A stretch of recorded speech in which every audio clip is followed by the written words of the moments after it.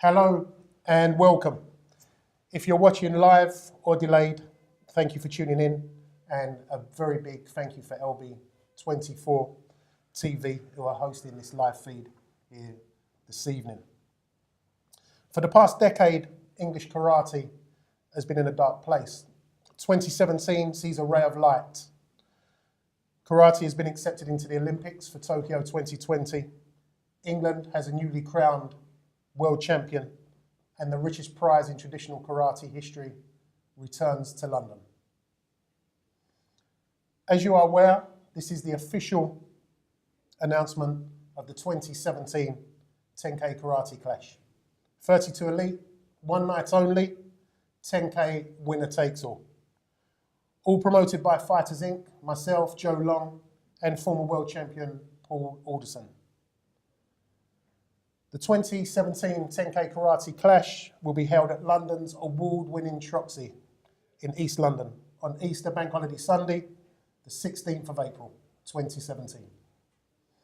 I would like specifically to take this opportunity to thank English and British coach on my right, Willie Thomas, for working with Fighters Inc. to nail down the exact date so it fits in with the English karate calendar for next year. Much appreciated, Willie. Really do appreciate it. I'm delighted that the event will be hosted by two very good friends of mine, and you've probably got to know them over the past few months with the Combat and Strength podcast. To my left, very well-respected sports journalist Joel Campbell, and to my right, YouTube sensation and martial artist Master Wong. Thanks for joining us tonight, guys. No problem. Joel Campbell and Master Wong will be hosting the 10K Karate Clash, and we will also be celebrating 20 years of Fighters Inc. in the industry on the evening. And we'll be joined by some very special guests on the 16th of April. This fast-paced event will showcase the very best sports karate has to offer, with a stellar lineup of English, British, European, and world champions competing for the winner-takes-all prize of £10,000. Tickets are now available from combatandstrength.com, thetroxy.co.uk, and eventim.co.uk also, with tickets ranging from the standard ticket of £35 and only £15 for children from the ages of 10 to 16 years inclusive, up to the VIP mat-side tables from £700 a table of 10. It's a new and fresh era for karate, for sport karate, and I'd like to take this opportunity to thank each and every athlete who's reached out to myself and Paul in the lead up to the announcement of this event. We've been overwhelmed with the response, and it's great to be back with such an interesting event and interesting athletes which are going to be competing. Once again, thank you, and I'm going to hand over to my host, Joel Campbell, for this evening's procedures. Thank you very much, Joe. If you're listening at home or wherever you are in the world, thanks for tuning in to the Combat and Strength podcast team with special guests this evening, or I say this evening, it could be first thing in the day wherever you are. Willie Thomas, how you doing, sir? I'm good. Willie, England and Team GB coach. Can I say that? Can I say Team GB coach? Not quite official Not yet. quite officially. The British Karate Federation coach, yeah. Okay. You must be looking forward to this 10K Karate Clash more than most. Tell me a little bit about your memories of 10K, because there's only been 4 and the last one was over a decade ago. I've got fond memories, never having fought on it. So I actually retired just before they started, which allowed me the privilege of watching and enjoying every single one of them. And watching these guys go out there fighting for that great prize, that 10K, old friends, old foes, and looking at just the talent, and now moving forward, now the rebirth of it, it's exciting times for karate. Now, Joe mentioned the fact that he had to coordinate the timing of and scheduling of this tournament to fit in with all of the things that are going to be happening in 2017. What with karate being given its Olympic status, I can imagine it's a busy time. Tell me about scheduling events like this moving forward. Yeah, we've got to be careful, when they do it, and you obviously want the best fighters there, at their best. So to showcase the best fighters being the most flamboyant, being the most courageous, and literally displaying, the great art. So the best time to do that is a month before the European Championships, which will be in May, where, the best fighters are going to be in shape. So they're going to be ready to rock and roll and actually put on a show. So they're going to be taking it very seriously. It's not just about the 10,000. It's about putting in that performance. And they know that if they go to this event and put in that performance, then they're going to have a good chance of getting the money. Huge opportunities. On your right-hand side, I've got Master Wong, who presents the Combat and Strength podcast with myself and Joe Long. He's going to be hosting with me on the night. He's intimated he'd like to get involved one day, but the disciplines are slightly different. Wong, I know you've got a question or two for Willie. So how's the event will happen? Do you? What, the 10K? Yeah. What we're looking for? Well, we've got some great fighters lined up to do it. And, what we're going to find out on that day is what happens when the unstoppable meets the immovable. Right? We don't know what's going to happen, but we're going to find out on that day. Will be interesting, yeah? Yeah. Okay. 32 fighters, one night of action. It's going to be some night. It's going to be the line. What can the fighters the fighter who emerges victorious, what can he hope from you, Willie? Would that be a fast track onto the England team? Hopefully I've spotted him already. Oh, well, I was going to get to that question next. And that I haven't missed him. Right. If it's somebody new, then fantastic. We've found a new talent. Right. And we've found their motivations. And if it's somebody who's performing like they should do, and they're already on the national squad, and looking forward, it's a great performance indicator moving forward to the European Championships. I know some of them, you've got some youngsters in there, under 21s. They've got an under 21 World Championship this year as well. But there's also the Karate 1, WKF Karate 1 events that go out through the year, where the senior athletes are going to be looking at improving their ranking points. So this event here is very much on the calendar. Pivotal. You're obviously going to be a little bit biased, Willie, because we know your son's taking part in the competition. He's the man at the moment right now. Yeah. Tell me about how well you expect him to do. We're a way off. Obviously, Joe said that the competition is taking place on April the 16th. Go and get your tickets for those who haven't got them already. And I know they've only been on sale for a couple of minutes, but I'm expecting the lines to be jammed. Can you really go in there and be neutral? Absolutely. I'm going to lay my cards on the table now. We're going to the 10K, and I want my son to win. That is it. And if I'm coaching him, I want him to give his best. I want him to be at his best, and that's going to be our main focus. Right. Because we know that at his best, he can win anything, and we've proved that more than once. So that's really the gauntlet that we're laying down. Anybody out there wishing for him to have a bad day, that is unstable and unlikely. So they're going to have to bring their game. So I'm absolutely biased, but I do believe that he has the skills and the capabilities to win it as well. But it's not going to be without his challenges, of course. And that's what we're going to go there expecting. We're going to meet that challenge. Joe, why did you bring this tournament back after so long? What was the motivation? The motivation was really seeing the landscape of karate change in the last year or so, last couple of years, and we've been watching it from afar and observing stuff. We as in Fighters Inc. As in Fighters Inc. Right. Myself and Paul Alderson. Yeah.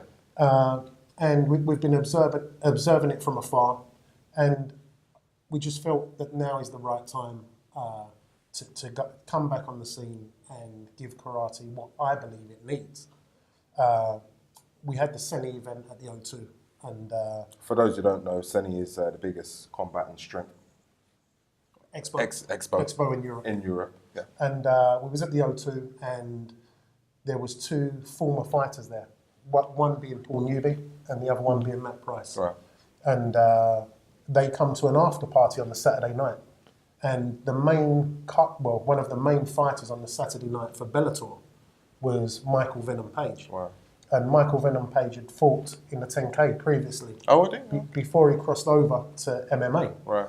And it was quite surreal that we were speaking about how Michael has done so well and he's now on a world stage with MMA, with Bellator.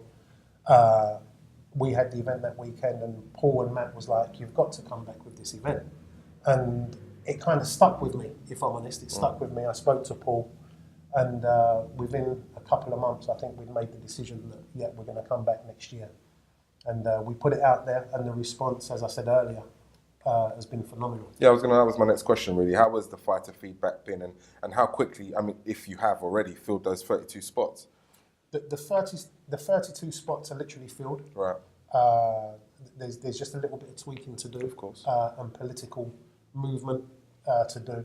We'll be announcing the full 32 competitors probably by the end of January. Okay. But they all know who they are, and no doubt some of them are training, as we speak. You've obviously witnessed what it takes to win in the 4 tournaments that have happened. For sure. Talk to me a little bit about the makeup of a fighter on the night and the type of victories that you've seen previously. Well, I think that the victories we've seen with Wayne Otto in year 1, Leon Walters in year 2, Alexander Guranov, who was our first international winner, and then Jason Legister. Each of them individuals brought something different to the table. Right. Wayne brought experience and the need to win. Leon Walters had got to the final the year before, so he'd brought hunger from the year before. I think that actually switched a switch on Leon to make him come back even stronger the second year. Yeah. Alexander Guranov had fought Leon internationally at the World Championships, and to be fair, £10,000 was even more money to him from where he's from in Russia. And it was like win at all costs. It was life-changing money for Alexander Guranov. And Jason Legister was just pure mental as far as I was concerned. Jason was in such a mental zone and in a mental state, and knew that he was going to win it. He didn't bite, he didn't react, he just done what he had to do. So they all brought something different to the table. But what all of them 4 athletes have is, a strong mental. And, to win the 10K, upstairs you've got to be fully switched on. And can I also add, those names, all of them, world champions. Every one of them I'm is not, a world champion. that's all I'm saying. So the quality is high, the standard is high. Well, The standard is high. There's been world champions off the back of the 10K, and obviously before the 10K with Wayne. And there's been people who have got to the final or the semi-finals and then gone on to become a world champion. Rory Daniels, one example. So, yeah, the stakes are high, but I believe that the key ingredient to that night is being mentally prepared. Well, we're going to be hosting this, you and I. You're a man who's a martial arts expert. Talk to me about the mental strength that's needed on that type I reckon of it's tough. Everyone there, the world champion you mentioned, they're all tough. They have the right mindset. I reckon we have a good, fun night that night, Have you ever entered a tournament like that? Not like that, no. So it's going to be a first for all of us. It's a first for all of us, yeah. First for me too. So I think I'm going to love it. Joe, you've got a documentary coming, which highlights, is it the 10K journey? I mean, talk to us about the documentary. The documentary, we release our first episode in December. Right.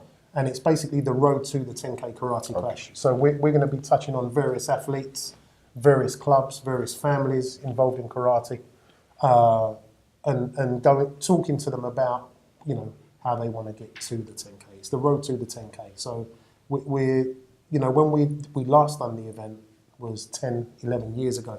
We didn't have the luxury of Facebook, Twitter, Technology, yeah. YouTube, technology. Live broadcasts. I was putting stamps on envelopes and sending out flyers and tickets, So it's changed a lot.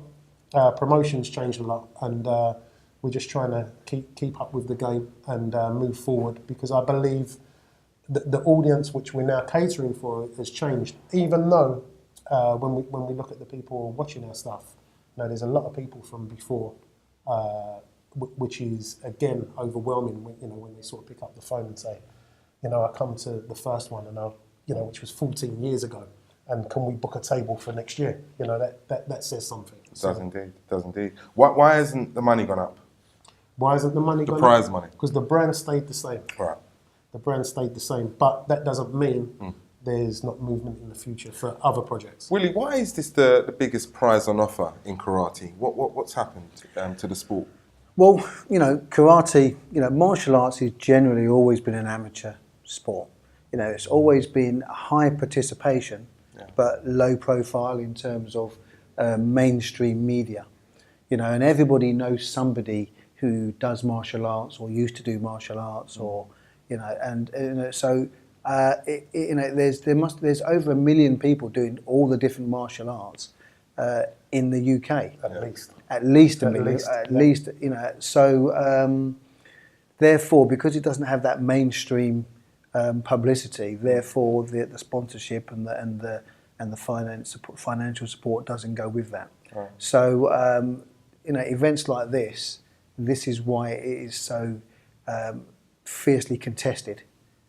Because this 10K for an amateur athlete, for the year will pay for travel, hotel, training, and just give them that breathing space that they need to be able to forget about any financial issues. They can actually train and focus on what they love doing.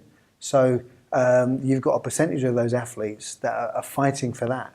And what's going to be interesting about this championships, and just from me chatting to different athletes, is the individual motivations as to why they're here. Some of it is the money. Right. Some of it is young families. Some of it is to fund their sport. And they're all strong motivators. They're all strong motivators, and this is why it's going to be a really, really great tournament, and it's not going to be a given. Whoever wins that is truly the daddy. Will deserve it, as they say. Tell me about moving forward over the next couple of years, Willie, because I'm interested to understand how the sport, in your opinion, is going to evolve and take shape given the Olympic status, given Japan as the target. I know there's a reduced number of athletes that can actually get to fly the flag for Great Britain once they're there. But tell me about how that process is going to work from your perspective. Well, firstly, each athlete is going to have to go through an external qualifier, so they're no longer going to have to beat each other to get selected to compete for Great Britain. They're going to have to go out, onto the world stage and qualify at qualifying events. The reality is that we would be looking at 2, maybe 3 athletes maximum would probably make that qualification. Yeah.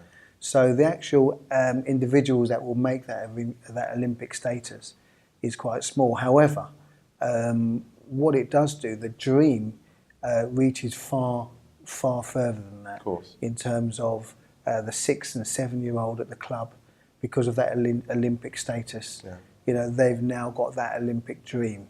So it's inspired the whole of the UK to up their game and just to follow that dream, because for any athlete, it starts with the dream. It starts with the dream, and this Olympic status has now really blown that into like a fire now for everybody to chase. So it's a massive impact for British karate. I was going to say, are you ready for the numbers, the take up that's going to come as a result of, because I know the sport is there's huge participation at grassroots level, as we know, but it's probably going to double, triple. Yeah, I mean that's going to be down to the governing bodies. That when that influx, does happen, when it does get announced, and I think that December, UK Sport, the British Olympic Association, they're going to be announcing who they're funding, who they're supporting, and if karate is in that, then that's when you're going to get this massive insurge of interest. So that's when the governing bodies are going to have to then have a system and a structure and a participation program in place in order to cope with that, and have a system that not only talent IDs young athletes, but develops them all the way through. And once they develop them, take them through into elite and then hopefully podium. So it's going to be down to the NGBs to put that in place. Joe, before we wrap up, because I know, we've got some other guests that are coming in to talk about the 10K Karate Clash. Sure. Is there? I know it's difficult to organise events like this, but is there scope to take this global? There is, and there's scope to bring more internationals into the fold. Right. What we, when we first decided to come back with this event, we decided that there'd be one international in each group of 8. We could invite more. Right. But really, it's an English event. Without sounding biased, we would like the money to stay in England. And for now, and for the next 2 to 3 events at least, we would only go for a maximum of 4 international competitors, Right. 1 in each group. So maybe hold it more than once a year? Possibly, that's a strong possibility. Right. In fact, that is one of the things what Leon Walters has been pushing me to do. But we'll see how the feedback is from this one. So far it's been amazing. I think it's going to be an amazing night. And then we'll take it from there, one step at a time. But yeah, potentially we've got the base of athletes now, which we didn't have, the last 4, 6, 8, 10 years ago. There wasn't the depth in athletes. We've now got the depth, and we'll see how they perform on this stage. I mean, we could have the night and all the athletes could turn up there and compete to a real bad standard. I can't see that happening. I think it's the lineup which we've got in place.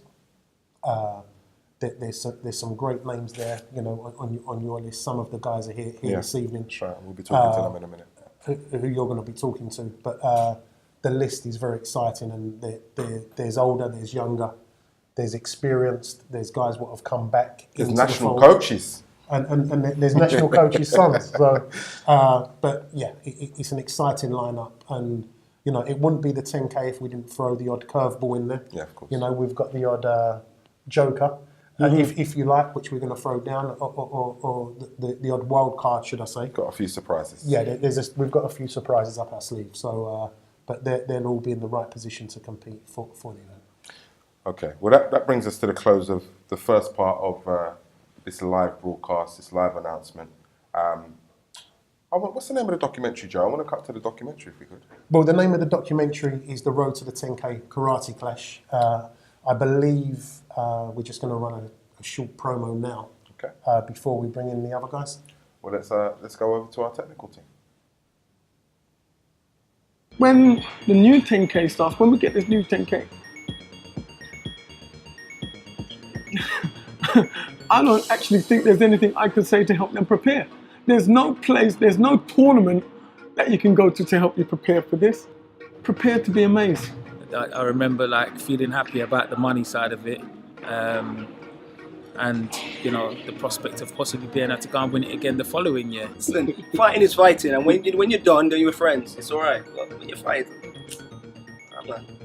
the 10K Karate Clash, nothing had been seen like it. It set the traditional world alight. It's like going back to how it used to be in the British Championship. You only had one winner. There was no categories, and it's proved it's not always a heavyweight that wins it. I just remember after he's won, so him winning, someone told me that he won, and I remember him shedding some tears.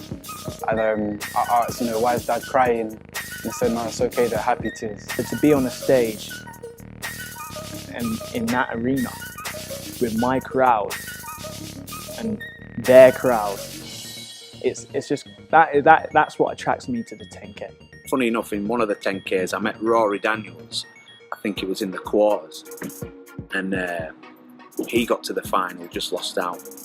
On doing that, he got picked for the Worlds on that performance, and that year, me and Rory Daniels won the world title. Every other performance, whether that was World, Europeans, Commonwealth, was all about trying to replicate the performance at the 10K. Jason Legistar, he's one of my role models as well, and to see him win the 10K, it kind of gave me motivation that a good smaller man beat a good big man. I'm not Leon. I'm different because of one A, and I'm going to show to everyone that, yeah, I'm not Leon, but I can do my thing. It's ironic that my own son will be pegged to be fighting in this event, you know, and well, the roles will be reversed. You know, I'll be sitting in the audience, closing my eyes and not watching the fight. You know, and he'll be out there performing, and nothing is going to prepare him to be that focal point. I actually believe that he can win. He can win it, and if he does, great. Split it 50-50.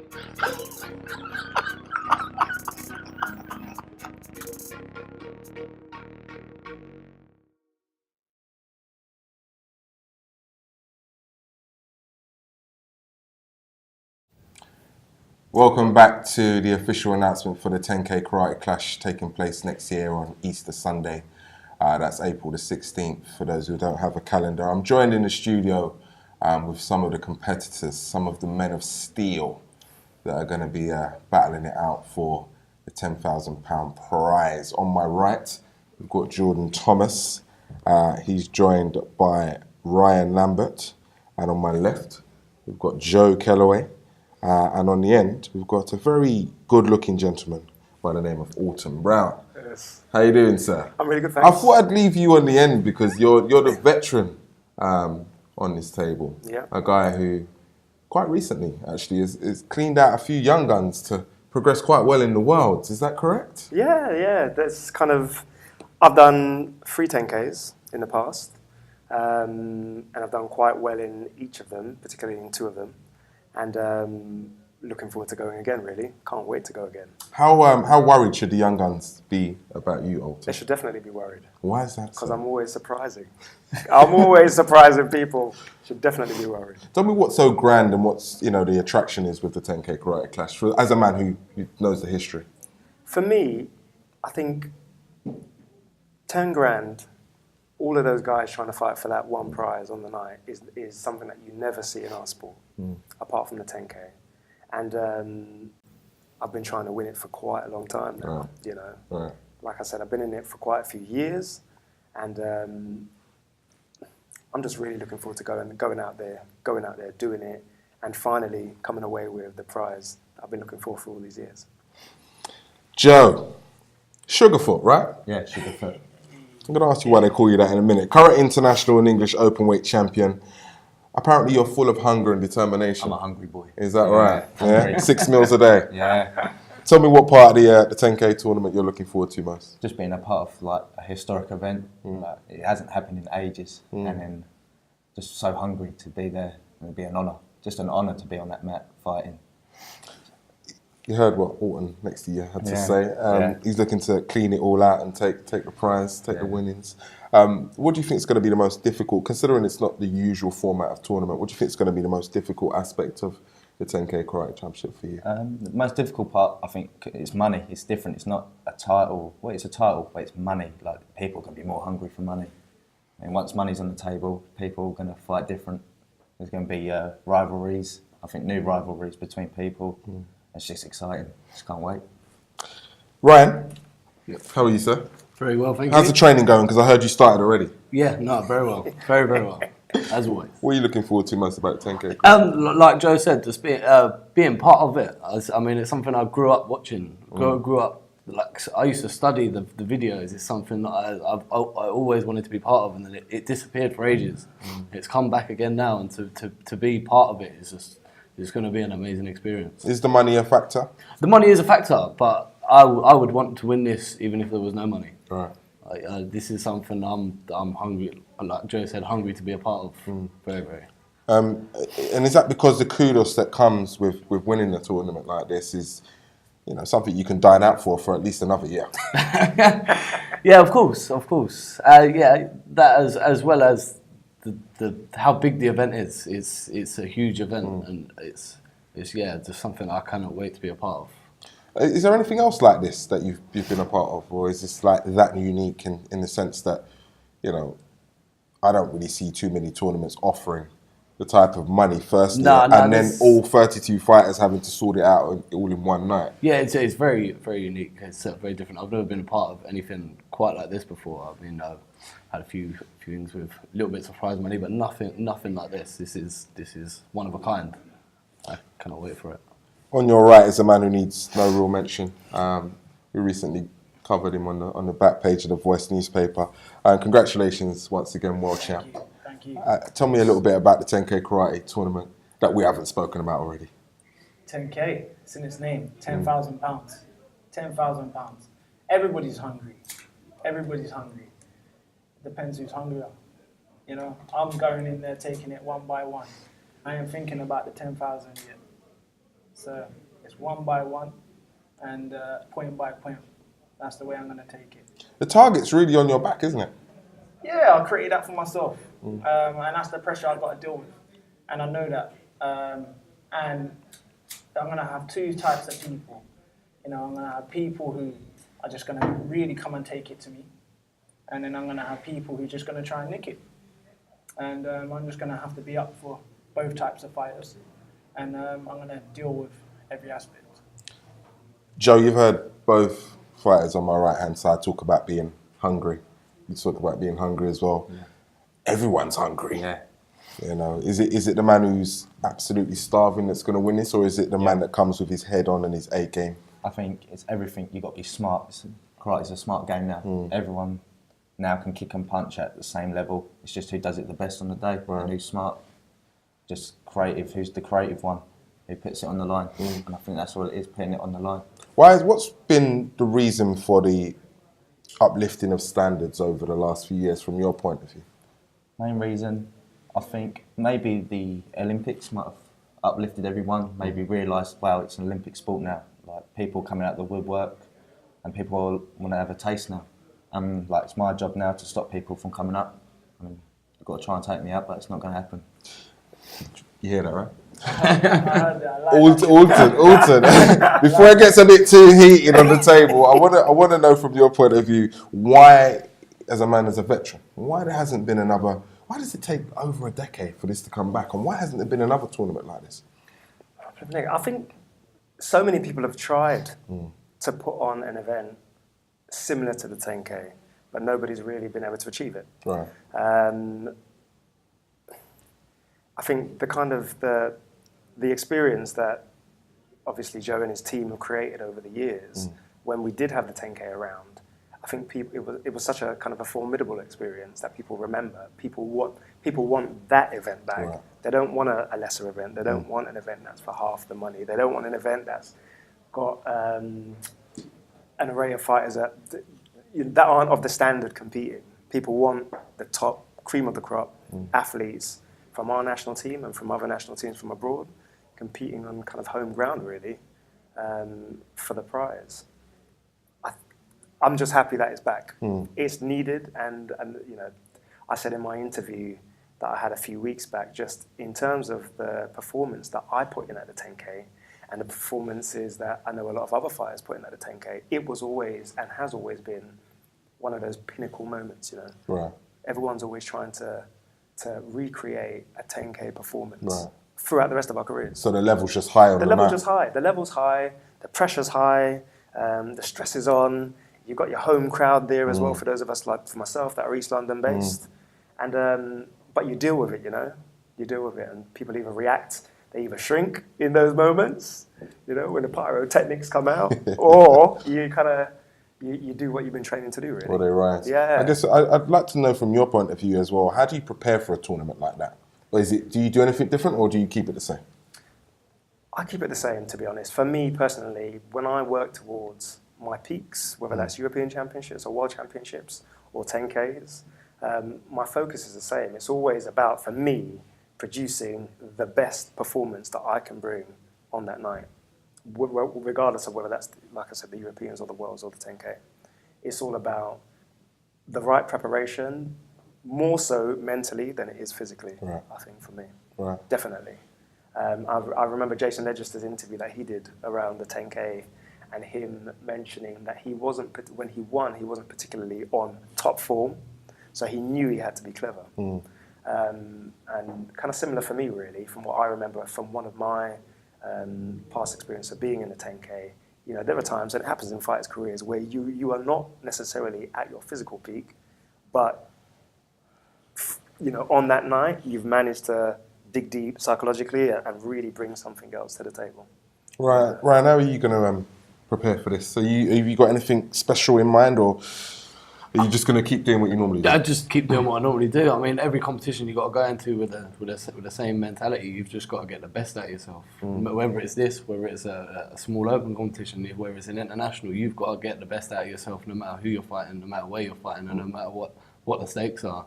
Everything's got to be the same. Jordan, you going to have a lot of fans in the place? Luton's coming, man.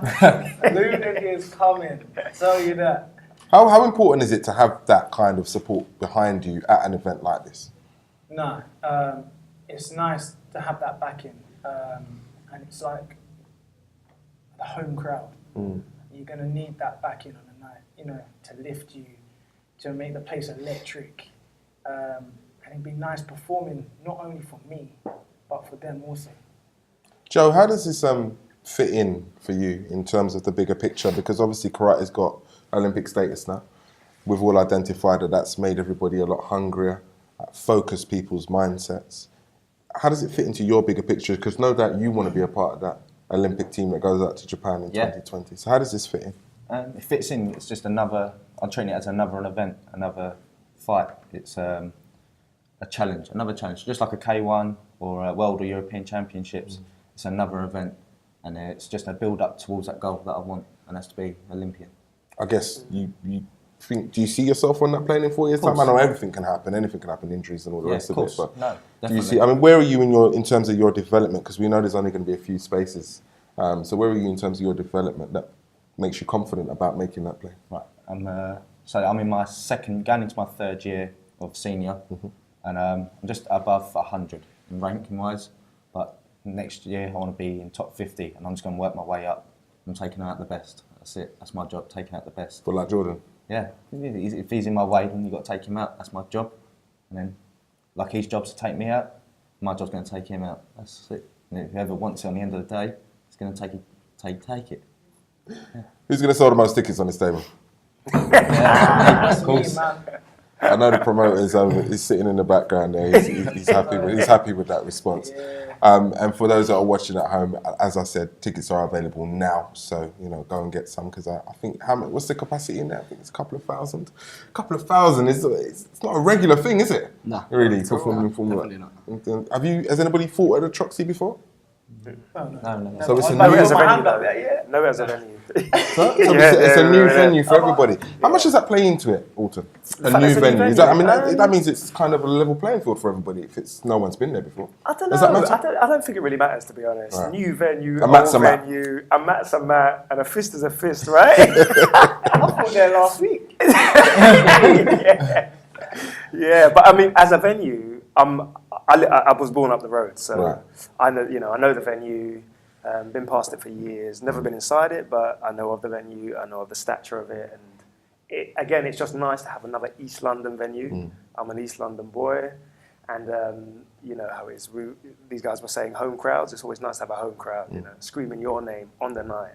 I'm looking forward to it. Ryan, what's your 2017 look like aside from the 10K karate clash? Preparing for it, just getting myself ready from the start of the year, well, from now until then, just getting myself ready in every way I can. It's Christmas soon, though. Are you not gonna indulge? Are you guys gonna claim to be monks and not have a glass of champagne? I mean, what's the deal here? How do you navigate that time of the year? We'll all still be training, especially when there's 10 grand on the line down the line. Very true. Very true. That'll be in the back of our minds at Christmas. So you can take a holiday on April the 17th. Yeah, that's it. Yeah, May.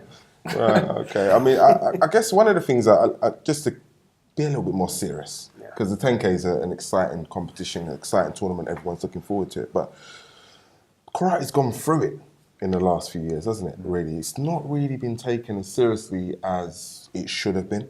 I think the Olympic status, as like I said, has focused everybody's mind. Why do you think it's been like that? I just feel it hasn't had the opportunity it deserves. Right. I think we deserve this. Like, I mean, we've been putting, like Jordan, me, Alton, Ryan, we've been putting in the work to get where we are today. And like, we just deserve something like this. We need promotion. We need help to get us out there.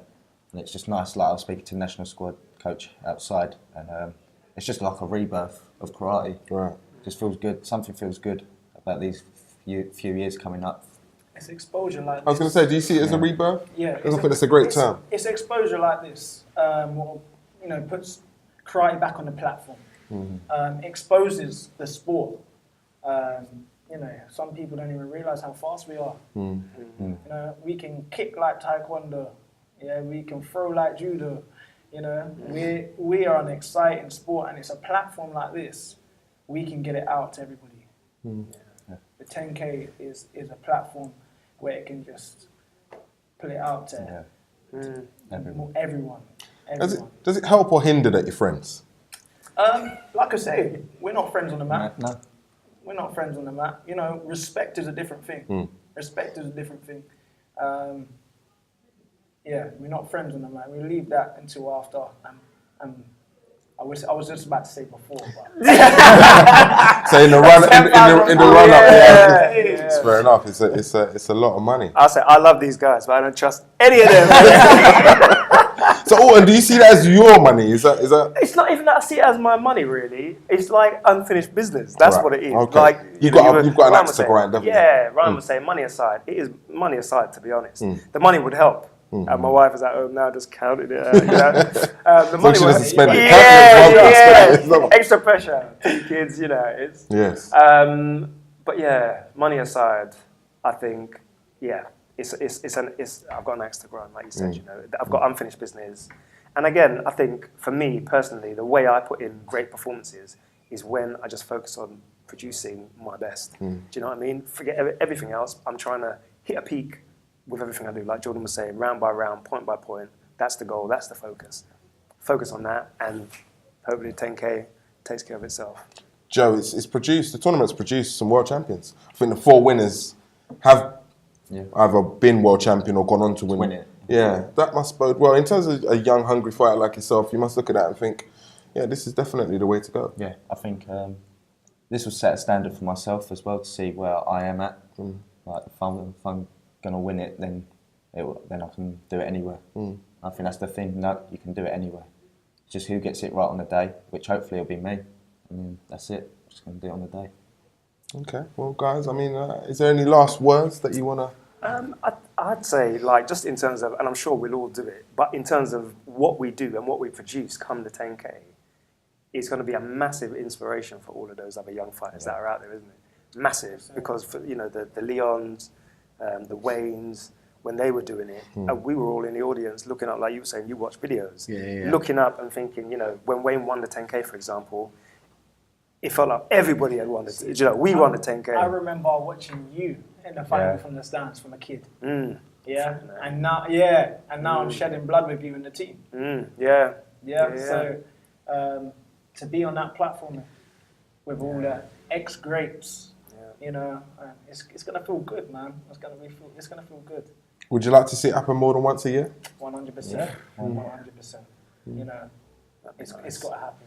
It's got to happen. Definitely. Well, I hope it does. Thanks for your time, gentlemen. Nice one. It's been good to talk. And for those at home who are watching, listening, if you pick it up after the live feed or a delayed feed or whatever it is, make sure you tune in to the 10K combat, 10K karate clash next year. I'm getting mixed up with the Combat and Strength podcast, which is what I'm normally doing. Thanks for your support. Thanks for watching. Thanks for listening. I'm not sure if we're going to run the promotional video again. Yes, we are. I've been given that nod. So again, tickets are available now. Just on behalf of Combat and Strength, thanks to all the fighters for joining me. We'll see you soon.